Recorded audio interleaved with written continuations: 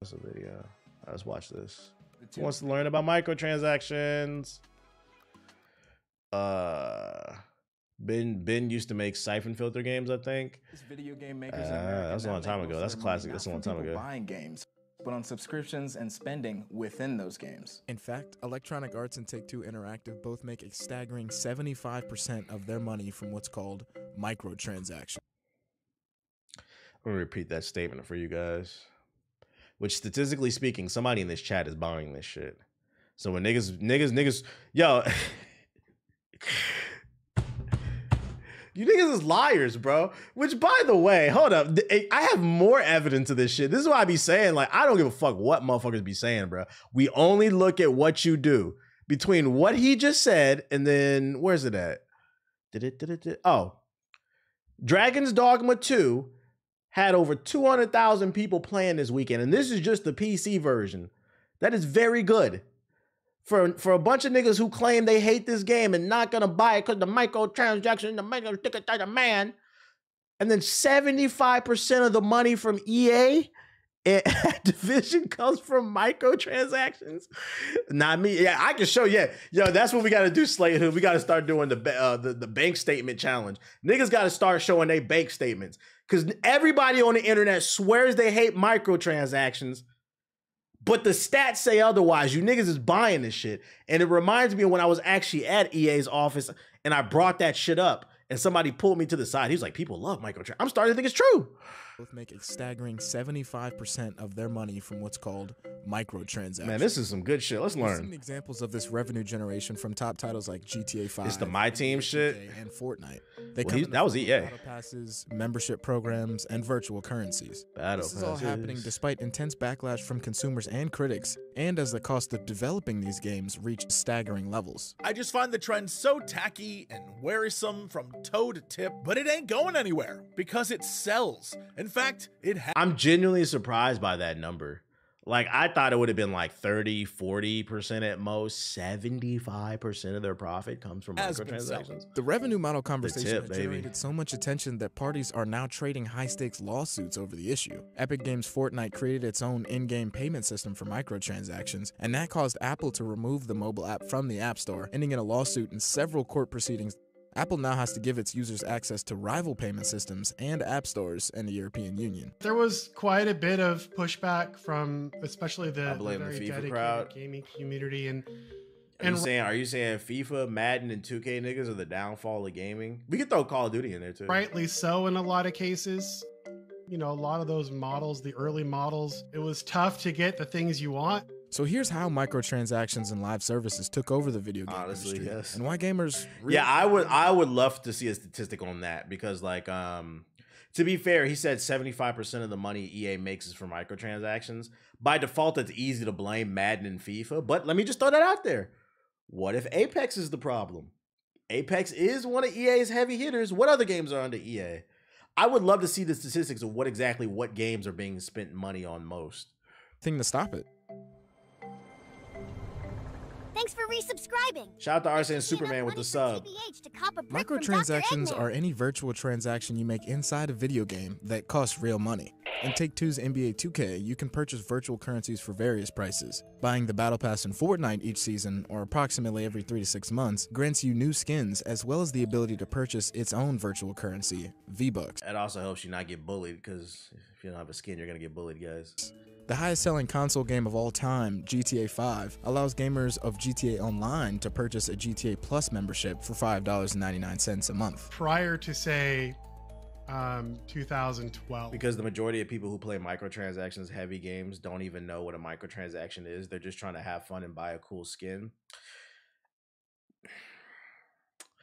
I would say that's half true. I would imagine they're probably not super educated on what exactly a microtransaction is. But like, as an adult, if you have the money to spend on microtransactions, you still are a functioning member of society. At bare minimum, at what point do you say, okay, I don't understand how I'm being scammed, but what I do understand is I'm being an irresponsible adult who can barely afford their bills because I'm spending hundreds every month on fucking microtransactions and skins. At what point does that certain level of accountability like click to people? There has to be people who sit there and be like, you know, I'm spending a lot of money. Like, this is not good. When did it goes back to what we were just talking about earlier, critical thinking. Why have I spent $300 on this video game? This is not good. I need to eat. Like, when do you stop and think? More of content spending being done. I haven't ate this week. That all began to change when people started to get more connected. And that allowed publishers to do new and different things beyond just selling a disc, including, not just digital downloads, but also things like subscription services. In 1971, the video game market was only how much of this profit comes from sports game YouTubers? $1 billion in revenue. Fast forward to today, and the market's worth $183 billion with various platforms and thousands of games. Mobile gaming has played a massive part in the expansion of the industry. That makes sense. What's driven the growth of the gaming market has. For those who keep asking, why do they keep making Call of Duty Warzone mobile? Why are these mobile games coming out?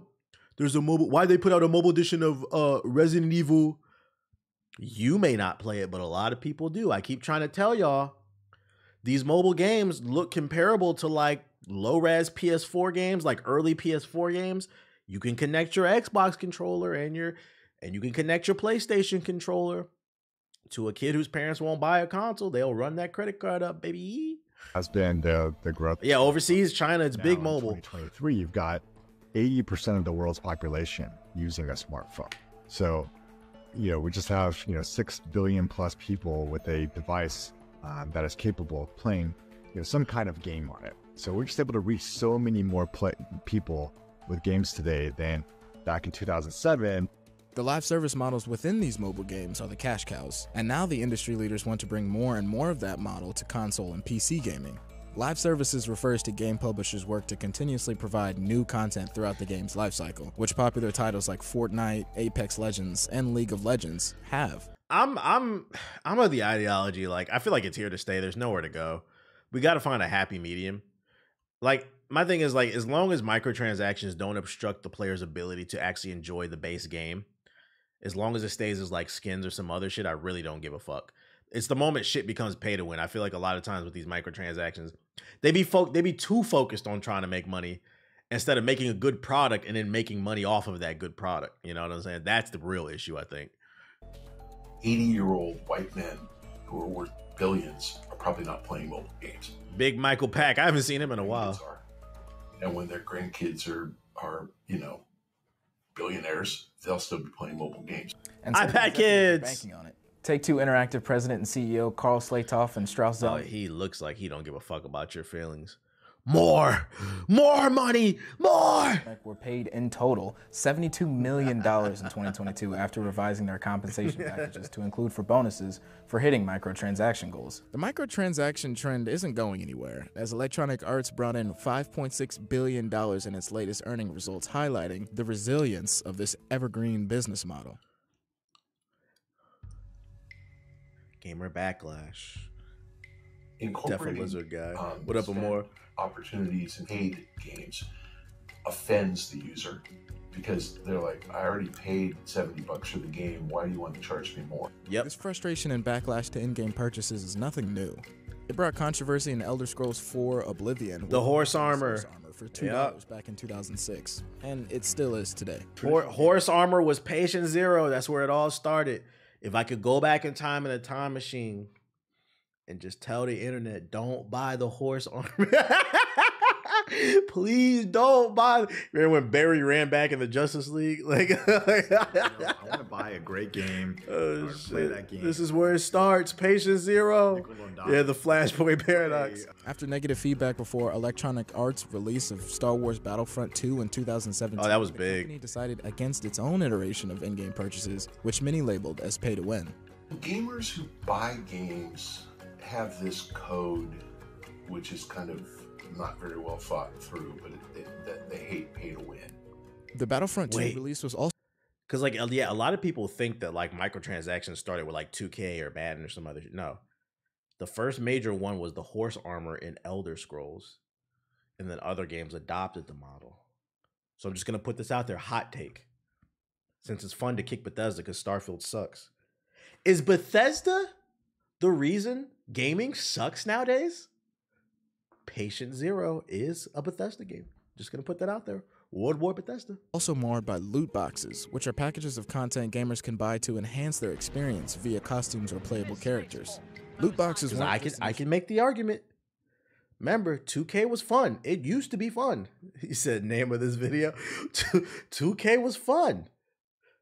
And then that horse armor came out, and that's when VC came, and it ruined the game. It ruined everything. That's when the fucking card packs in Madden and FIFA came out and shit. I just got a pink diamond Lionel Messi. Like, what the fuck does that mean? I don't know, but I got it. I got it. For gamers. Hawaii's legislature wrote a bill to ban them from video games in the state. Whole countries have altogether banned loot boxes. They believe the loot box has too many ties to gambling. What's the chance? You said you might be on to something. They have to very clearly proof Bethesda ruined gaming. Something good, which is generally between 1% and 2%. Bethesda is the Fire Nation. It costs $1, but you have a 1% chance of getting it. You'll spend $100 to get it. You know, that you got to do 100 draws. You might get lucky and spend 20 and get lucky. Is that Markiplier on the pic behind him? Nah, I think it's supposed to be him. The wave of in-game purchases, mainly console games with a focus on playing a specific role, like IGN's 2023 Game of the Year winner, Baldur's Gate, and PlayStation's blockbuster Spider-Man series. That's crazy. He referred to Baldur's Gate as a console game. That's crazy. I mean, it is on console, but... Several of IGN's Game of the Year winners do not have aspects of in-game purchasing outside of downloadable content available for users to buy. However, you take a single-player game and make it into a multiplayer game. People will spend. Boo.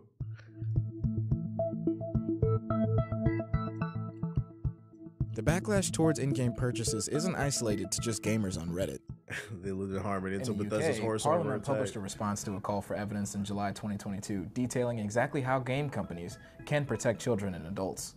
Those rules include things like loot boxes should be unavailable to children unless they're enabled by a parent or guardian, and all players should be aware of spending. I don't know. In Spider-Man 2 got skin packs now.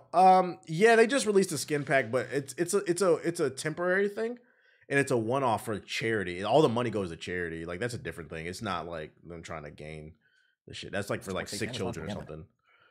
The game industry's response created the UK Interactive Entertainment to enhance player protections in line with the government's response. Showing what the odds are to get the items that you really want, is a really good one. So we still see those mechanics being used quite a bit across the video game industry, and there's just a lot more transparency around it. And of course, very specific markets have outlawed very specific forms of the loot boxes. So I think the regulations are actually in a pretty good place right now. Several countries have passed laws with varying degrees of regulation. For example, Italy, South Korea, and the Netherlands require probability disclosures, while an outright ban against loot boxes exists in Belgium. As a result, gaming companies have modified their transaction model over time. The industry has really moved to more of a what they call a battle pass system, or some kind of packaging of seasonal content, and that's found a lot more in terms of a warm. I feel for the artists, man. I feel for the artists as well as the coders, but like when you have to work on a game with a battle pass, like every 3 months you got to come out with new skins. Like he has a Batman picture in his background, right? There's only so many ways you can draw. There's only so many ways you can draw Donatello. There's only so many ways you can draw Goku. Like, god damn, bruh. We need more battle passes, more new skins, more. Like, as an artist, I would imagine your brain is just fried trying to come up with new ways. After a certain point, you just do colorways and shit. Than the early days of the loot box. It's killing creativity. Are a monetization approach that give gamers the chance to earn skins they normally wouldn't be able to. The Killmonger can via real-world payments. Fortnite and Call of Duty Warzone excel here. However, these live. Do you think companies like EA even care about their reputation? No. They're about making money. They're about appeasing the board. I think also too, one thing you got to keep in mind that like people at EA, like the suits, they're not on Twitter all goddamn day. And like a perfect example is what Neil Druckmann said a couple weeks when we talked about it on stream. Neil Druckmann is the head of Naughty Dog, which makes The Last of Us. They should be making Jack 4, but he recently tweeted, he recently said in an interview, he doesn't understand all the hate that The Last of Us gets on Twitter because the sales are phenomenal. And that's just an example of like these people, they're developers, they have families, they make their games, they go home to their family. Like they don't sit on fucking Twitter all day. Like niggas just be yapping on the internet. So like when they see this hate, it confuses them because the numbers say otherwise. You see what I'm saying? Service games with battle passes require ongoing maintenance, which requires... It's probably, I would imagine, like, it's just EA's PR teams that are on social media all day. But like these suits, they're sitting in their boardrooms trying to figure out how to squeeze your ass. Produce. Yo, no diddy. Like, at least one major game publisher told UK regulators in 2023 that a single game and a major franchise cost them more than $1 billion to release, including development and marketing expenses. Microtransactions and subscriptions are a way for video game companies to recoup those staggering development costs.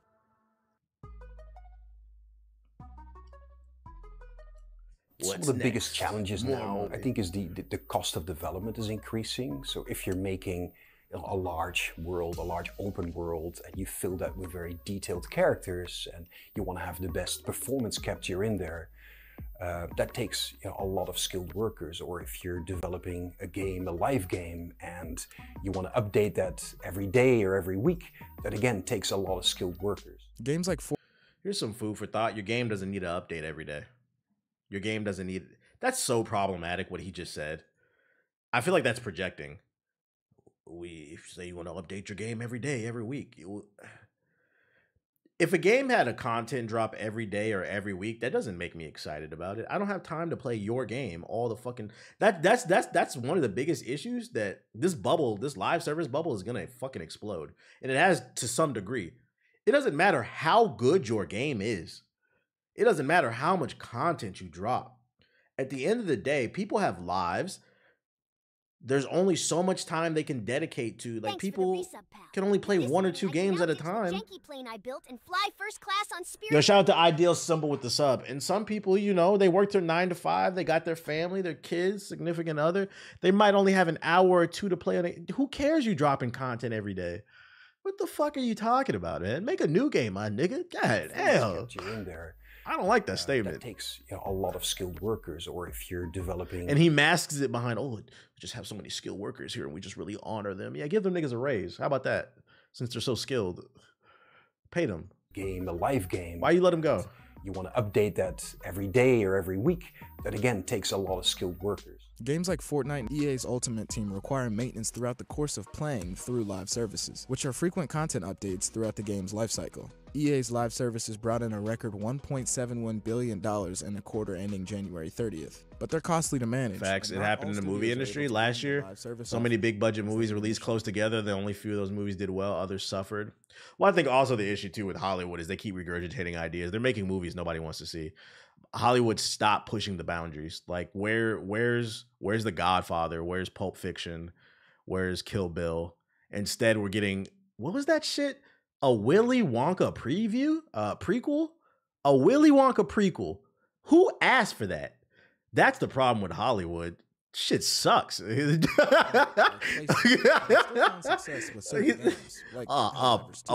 Wonka prequel, nigga. Bye. It's a living, breathing game that continues for you. In the Marvels. Grand Theft Auto 5. Yeah, Hollywood got a different problem, bro. Like, in the gaming space, one thing I'll give the gaming space, there's still creative and fun ideas being released, far and few between, but there are. Gaming's bigger problem is they trying to milk us for every goddamn thing. Movies just fucking suck right now, and I think that's why people are so excited about Dune, because it was refreshing. Anytime something refreshing comes out, people hype it up. An example is last year with Everything Everywhere All at Once. I didn't know what to expect when I went to go watch that shit. That shit was so refreshing to watch. It felt like a labor of love. It was just fucking creative. That's the problem with Hollywood. Most of the movies just suck. They play it too safe. It's still one of the most played games 11 years later. Don't forget about the magical Negroes. The magical Negroes. That sounds awful out of context. Don't forget about the magical Negroes. Oh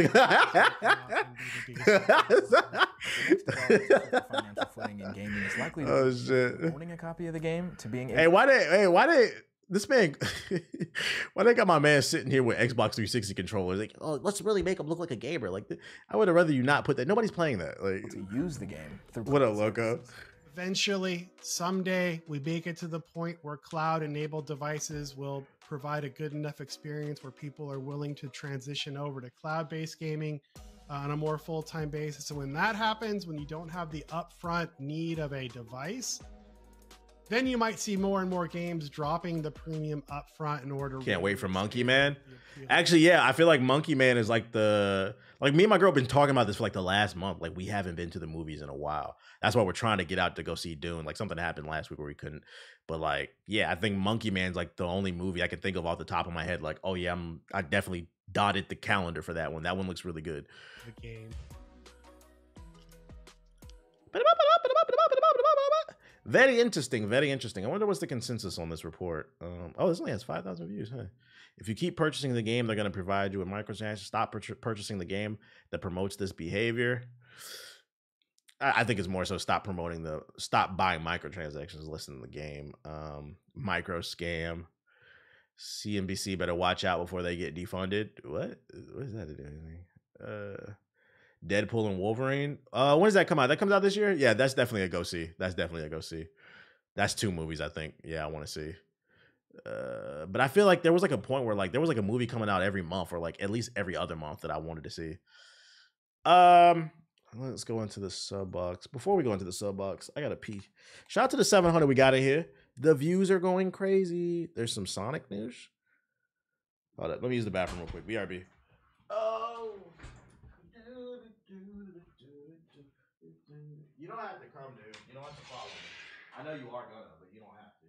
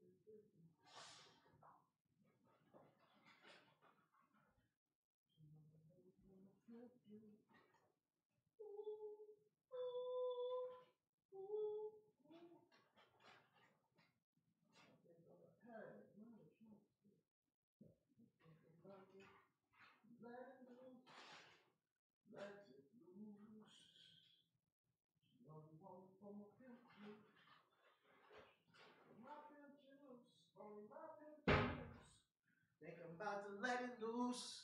Let it loose. She only want me for my pimp juice. It's not for you, dude. You have your cheese stick right there. It's not for you. Don't be greedy. Don't be greedy.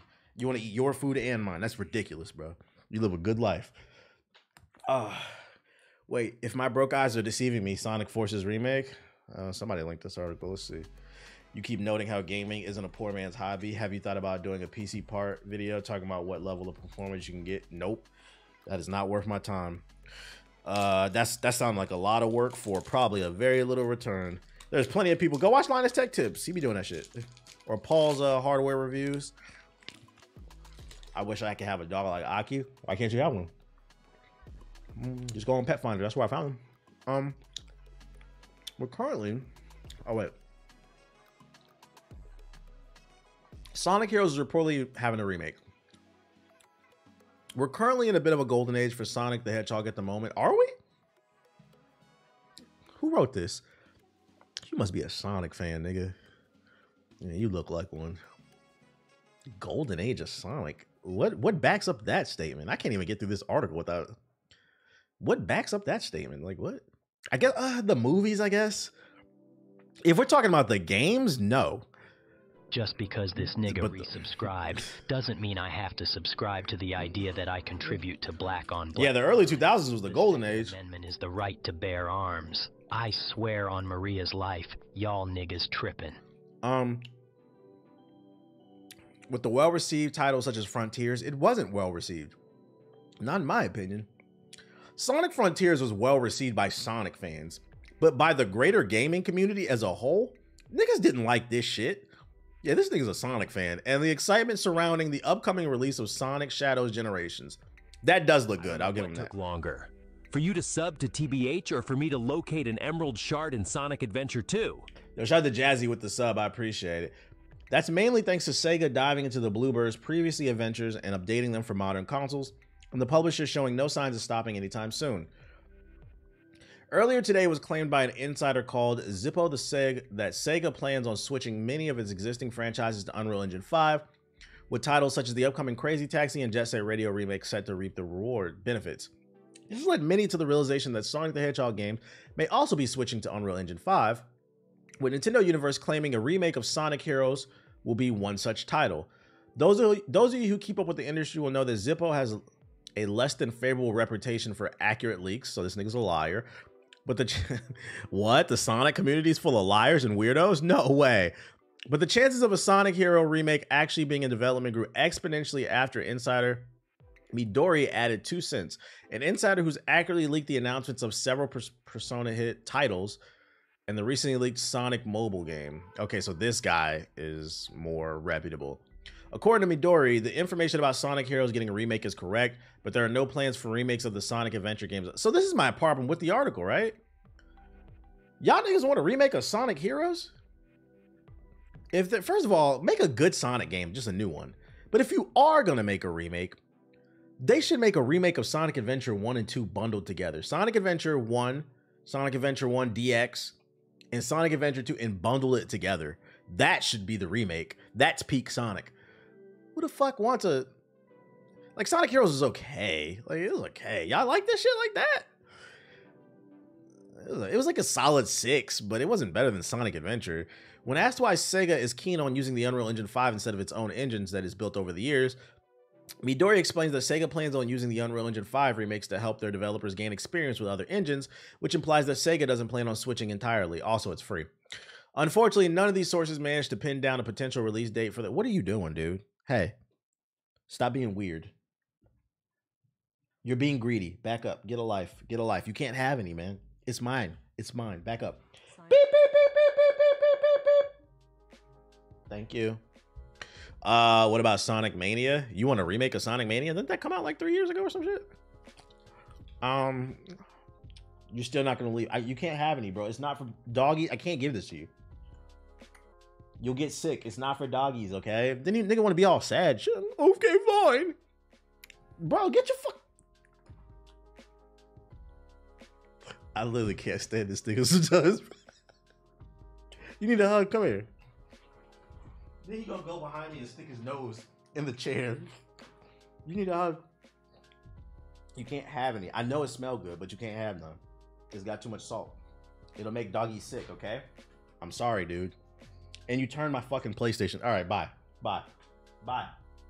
You turn my PlayStation on. You're touching shit, dude. He's so sensitive. He is. He's very sensitive. What is this shit? He trying to play. He trying to get on the sticks. Yeah, I don't know about this one. Only reason I'm not mad is because I was going to turn on the PlayStation anyway, so.